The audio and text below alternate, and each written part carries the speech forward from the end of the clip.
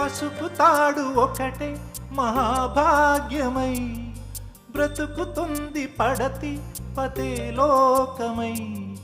మగని మంచి కోసం పడే ఆర్తిలో సతిని మించగలరా మరే ఆప్తులు.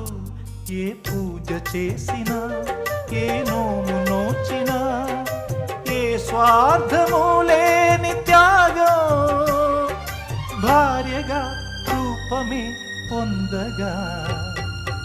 అపురూపమైనదమ్మ ఆడజన్మ, ఆ జన్మకు పరిపూర్ణత ఇల్లాలమ్మా.